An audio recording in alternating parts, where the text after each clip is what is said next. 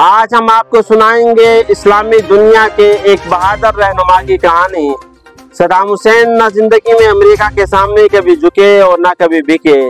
उनकी जिंदगी का लम्हा लम्हा बहादुरी और दिलेरी की कहानियों से भरा पड़ा है। उनका लड़कपन, उनका बचपन, उनका सियासी करियर और उनकी हुकूमती मामलात, उनसे भरी तमाम तफसीलात देखिए हमारे साथ। तमाम देखने वालों और सुनने वालों को मेरा सलाम। नाज़रीन मोहतरम, मैं हूँ आपका होस्ट अजहर खान और आप देख रहे हैं हमारे YouTube channel it's my opinion. उम्मीद करता हूँ आप सब खैरियत से होंगे। अगर आपने अभी तक हमारे चैनल को सब्सक्राइब नहीं किया तो अभी सब्सक्राइब कीजिए और आने वाले तमाम वक्तों में हमारे साथ रहिए। नाज़रीन मोहतरम, आज हम बात करेंगे इस्लामी दुनिया के एक बहुत दिलेर लीडर और मुसलमानों के मोहसिन लीडर के बारे में, जिनकी तारीख बहादुरी और दिलेरी से बड़ी पड़ी है और जिन्होंने अमेरिका और बरतानिया को नाको चने चबाने पर मजबूर कर दिया। नाज़रीन मोहतरम, जब इस्लाम के बहादुर लीडरों की बात की जाएगी, ये दुनिया के आलमी दिलेर रहनुमाओं की बात की जाएगी, तब मुअर्रिख को सद्दाम हुसैन का नाम लिखना पड़ेगा। आज हम बात करेंगे सद्दाम हुसैन की जिंदगी के बारे में।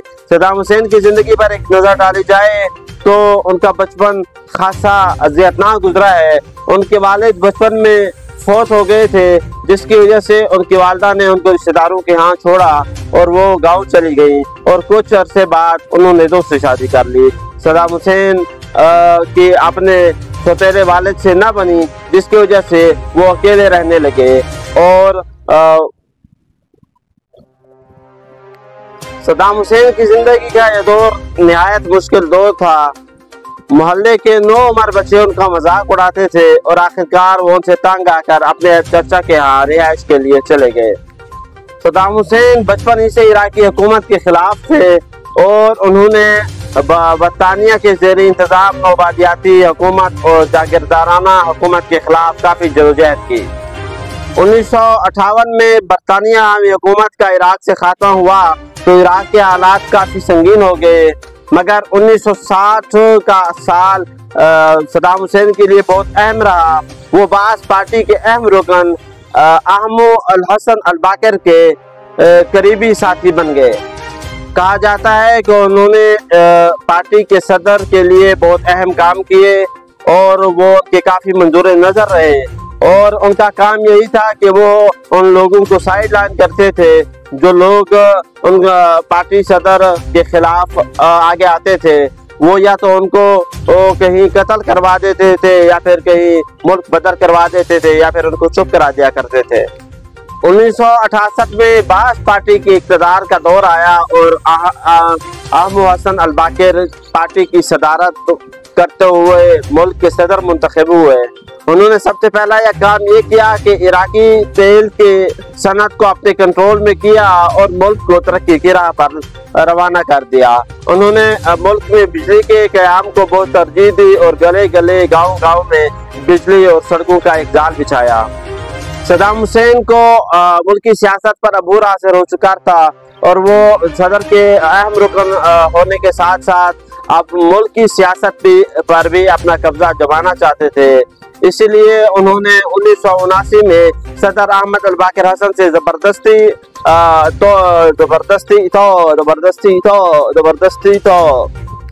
सद्दाम हुसैन अब मुल्क की सियासत पर हावी हो चुके थे और वो सदर के अहम साथी होने के साथ साथ अब पार्टी और हुकूमत पर भी कब्जा जमाना चाहते थे।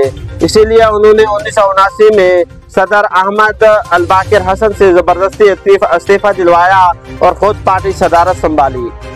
सद्दाम हुसैन का रौब और दबदबा उस वक्त सब पर वाज़ेह हो गया जब उन्होंने पार्टी में बगावत करने वाले लोगों को निशान इबरत बनाया। उन्होंने पार्टी में बगावत करने वाले लोगों को निशान इबरत बनाते हुए सरेआम कत्ल करवाया या फिर उनको जला वतन कर दिया। सद्दाम हुसैन मुल्क की सतह पर तो मजबूत हो ही चुके थे, अब उन्होंने आलमी सतह पर अपनी ताकत मनवाने का तजर्बा किया और उन्होंने ईरान से जंग छेड़ दी। उन्होंने 1980 में ईरान पर हमला किया, मगर ये उनका एक गलत फैसला साबित हुआ और 8 साल रहने वाली जंग में उनको 10 लाख अफराद का कत्ल होने का सामना हुआ और इससे उनके खजाने पर भी काफी असर पड़ा।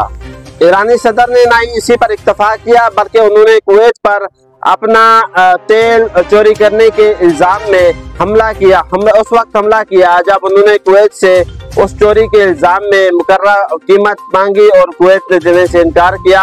तो 1990 में सद्दाम हुसैन ने कुवैत पर हमला कर दिया, जिसकी वजह से उनको मजीद नुकसान का सामना करना पड़ा। इराक और कुवैत की जंग के बाद अमेरिका को ये महसूस हुआ कि सद्दाम हुसैन उनके लिए खतरा बन सकते हैं और अमेरिका खलीज में अपने मफादात यानी तेल और इसराइल की हिफाजत पर किसी भी तरह का कंप्रोमाइज नहीं कर सकता था। इसलिए अमेरिका ने बरतानिया से मिलकर ऑपरेशन डिजर्ट स्टॉर्म के तहत इराक पर अपना पहला हमला कर दिया। 11 सितंबर के बाद अमेरिका ने इराक पर बार बार इल्ज़ाम लगाए और अपने इल्ज़ाम में इस बात का इजहार किया कि इराक के पास खतरनाक किस्म के केमिकल हथियार हैं जिससे दुनिया तबाह हो सकती है और इराक गैर कानूनी तौर पर एटमी तजर्बा भी करना चाहता है। और जबकि बरतानिया ने इस बात की तायीद की कि इराक के पास जो हथियार है वो सिर्फ 45 मिनट तक कारामद हो सकते हैं। अमेरिका ने इन्हीं इल्ज़ाम की बुनियाद पर आखिरकार फरवरी 2003 में अमेरिका इराक पर हमला कर दिया। इस हमले ने सदर सद्दाम हुसैन की हुकूमत की कमर तोड़ दी और सदर सद्दाम हुसैन रोपोश हो गए। अमेरिका सद्दाम हुसैन के खौफ में मुब्तला हो चुका था और वो जल्द से जल्द सद्दाम हुसैन का किस्सा ख़त्म करना चाहता था। इसलिए उसने अपनी इंतकामी कार्रवाइयाँ तेज़ कर दी और 22 जुलाई 2003 को सद्दाम हुसैन के दोनों बेटों उदे और कूसे को इराक के शुमाली शहर मोसुल में शहीद कर दिया। जबकि 14 सितंबर 2003 को मकामी वक्त मुताबिक शाम 8 बजे सद्दाम हुसैन को इराक के शहर तकरीत में एक कार्रवाई के दौरान गिरफ्तार किया गया, जिसके बाद अमेरिकी निगरानी में उन पर मुकदमा चलाया गया।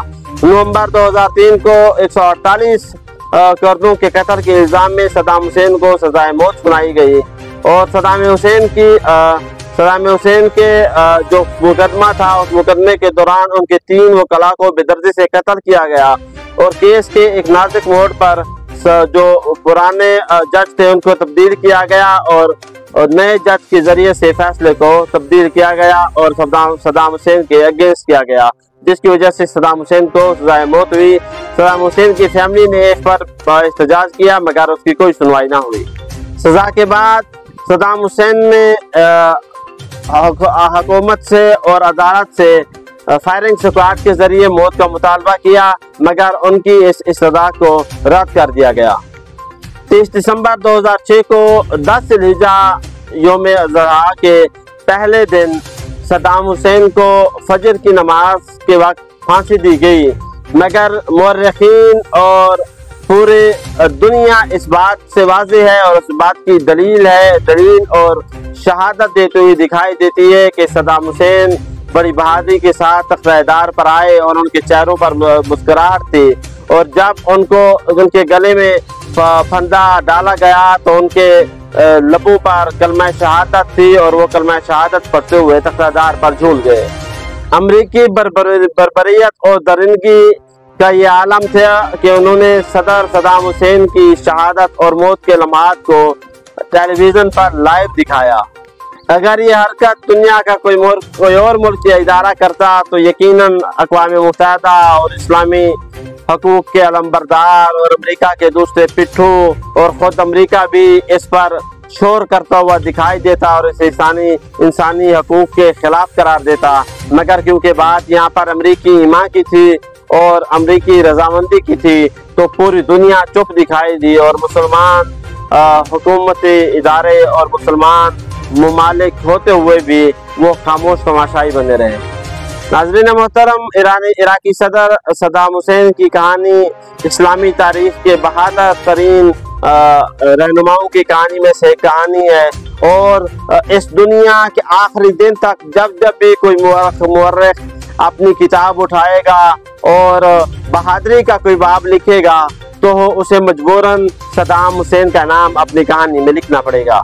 इस्लामी दुनिया के चंद गिने चुने लीडर और अशखास ऐसे हैं जिससे अमेरिकी साम्राज्य को खौफ हुआ और जब उनको इस्लामी लीडरों से खौफ हुआ तब उन्होंने उन्हीं मुल्कों के लोगों को हथियार बनाकर उन लोगों के खिलाफ इस्तेमाल किया और उन लोगों को निशाने इबरत बनाया।